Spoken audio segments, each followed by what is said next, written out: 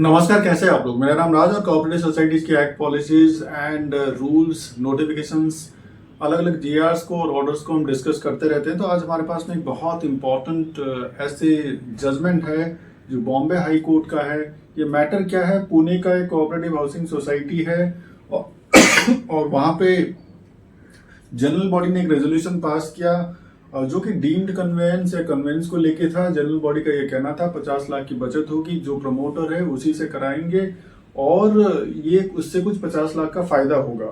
और कुछ वहां पे जो माइनॉरिटी मेंबर्स थे, कुछ 14 माइनॉरिटी मेंबर्स थे और वहां पे सोसाइटी 481 की मेंबर्स की सोसाइटी है। तो ये 14 मेंबर्स का ऑब्जेक्शन था कि नहीं, ये करना गलत होगा, ये जो एजम्पशन है कि 50 लाख इसमें बचत होगा, ये एजम्पशन ही गलत है।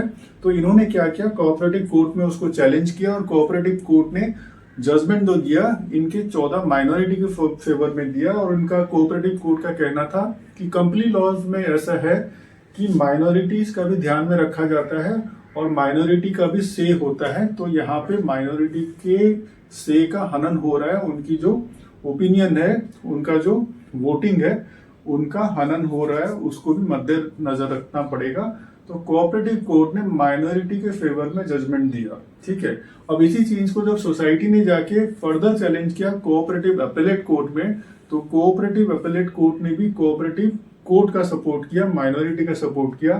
तो मैटर कहां पहुंच गया, अभी मैटर पहुंच गया बॉम्बे हाई कोर्ट में।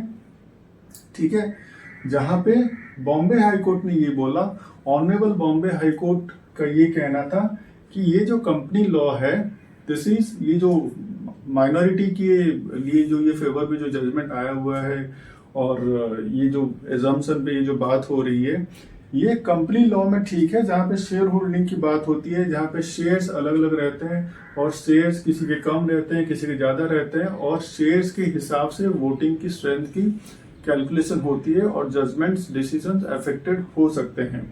मगर जहां पे हम कोऑपरेटिव सोसाइटीज की बात कर रहे हैं, महाराष्ट्र कोऑपरेटिव सोसाइटीज एक्ट में ऐसा कोई प्रोविजन नहीं है। वहां पे जो प्रोविजन है, वहां पे सारे मेंबर्स, हर एक मेंबर का सिंगल वोटिंग सिस्टम है। तो वहां पे कोई डिस्क्रिमिनेशन होने के चांसेस नहीं है और equality of the voting strength है और वहां पे कोई डोमिनेशन होने के चांसेस नहीं है। तो कोऑपरेटिव कोर्ट ने कि कोऑपरेटिव कोर्ट का और कोऑपरेटिव अपीलेट कोर्ट का जो जजमेंट था, उनका जो डिसीजन था, उनका जो एजम्पशन के बेस पे माइनॉरिटी के सपोर्ट में जो था, इसको हाई कोर्ट ने लोअर कोर्ट के ऑर्डर को सेट असाइड किया, उसको खारिज किया और बोला कि जो जनरल बॉडी ने डिसीजन दिया हुआ है वो डिसीजन सही है। उसको बेस्ड ऑन दी फाइनेंशियल कि वहां पे इरेगुलरिटी है या कोई रॉन्ग एजम्पशन के ऊपर इतना बचत हो सकता है, या इस टाइप की जजमेंट को कोर्ट को इसका देखने का, उसके अंदर एंटर करने का कोई मतलब नहीं बनता है। और जहां पे मान लेते हैं कोई एडमिनिस्ट्रेटिव रीजन की बात है, या जैसे कि कोई एजीएम बुलाने में लेट हो रहा है, एजीएम के अंदर की पॉइंट्स के बारे में कोई बात है, या एजीएम की स्ट्रेंथ के बारे में बात है कि एजीएम की जो वोटिंग के पैटर्न के बारे में बात है, जो एडमिनिस्ट्रेटिव रीजन से जो Maharashtra cooperative societies act rule या बायलॉज में दिया हुआ है, वहां पे अगर कोई गड़बड़ी है, ये माना जा सकता है इस टाइप के एडमिनिस्ट्रेटिव रीजंस को, इस टाइप के एडमिनिस्ट्रेटिव लूप होल्स को, उसको ऊपर कोर्ट में, कोऑपरेटिव कोर्ट में या फर्दर जाके हाई कोर्ट में चैलेंज किया जा सकता है।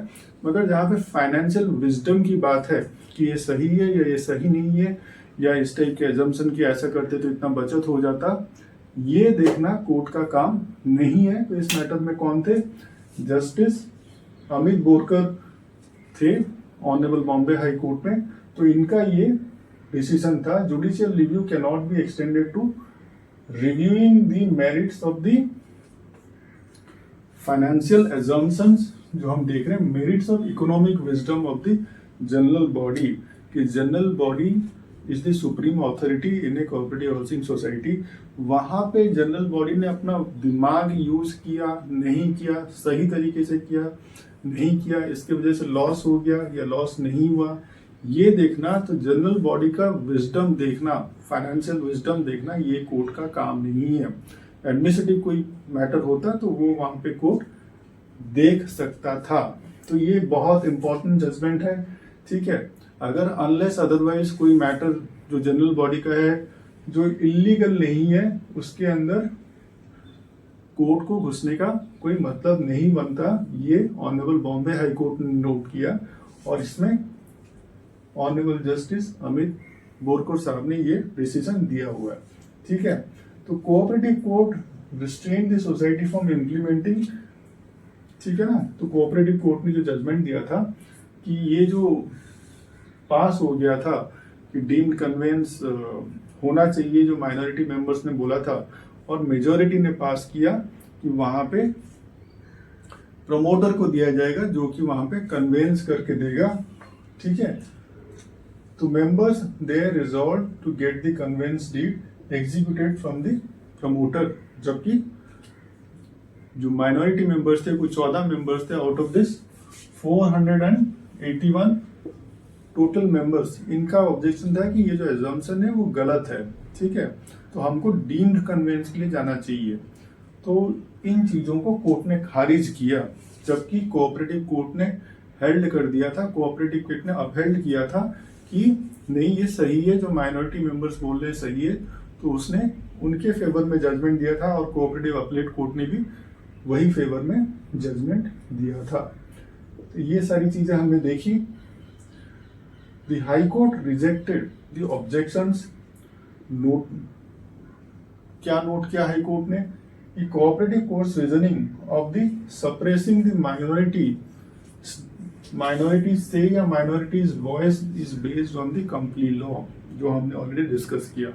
तो आज हमने क्या जानने की कोशिश की कि अगर जनरल बॉडी में ऐसा कोई माइनॉरिटी मेंबर्स का से है और फाइनेंशियल इरेगुलरिटी या एजम्पशन को लेके इस टाइप के उनके चैलेंज है कोऑपरेटिव कोर्ट में या हाई कोर्ट में, तो वहां पे ये मैटर ओवरटर्न हो जाएगा, वहां पे सुना नहीं जाएगा या वहां पे नेगेटिव रिजल्ट आ सकता है, क्योंकि हाई कोर्ट का या कोऑपरेटिव कोर्ट का या किसी भी कोर्ट का ये शायद जुरिस्डिक्शन नहीं होगा या उनका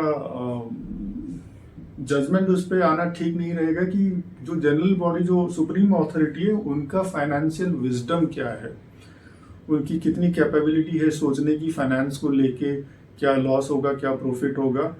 तो कोर्ट इसको शायद एंटरटेन नहीं करेगी या गलत मतलब उनके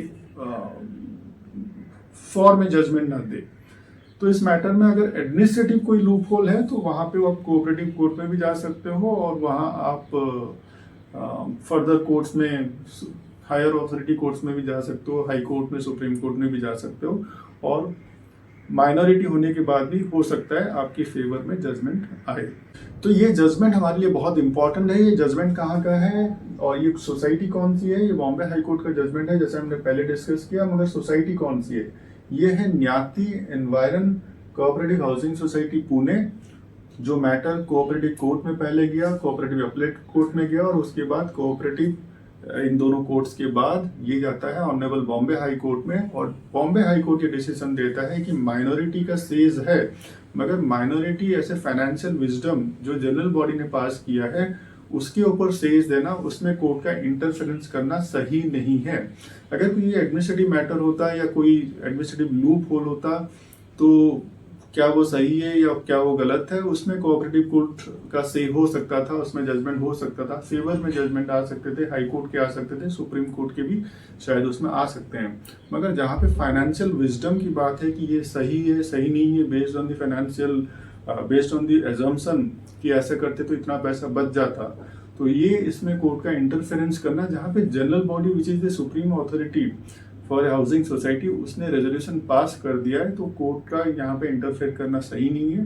तो ये सारी सोसाइटी के लिए एग्जेम्पलरी जजमेंट है, जिसमें जस्टिस अमित बोरकर साहब ने ये जजमेंट दिया था। तो यहाँ पे जुडिशियल रिव्यू करने का कोई सवाल उठता नहीं है, उनका ये कहना है। तो ऐसे ही कोऑपरेटिव हाउसिंग सोसाइटीज के अलग अलग एक्ट, बायलॉज एंड प्रोविजंस को जानने के लिए आप साथ में जुड़ रही है। आप सबका बहुत सारा धन्यवाद।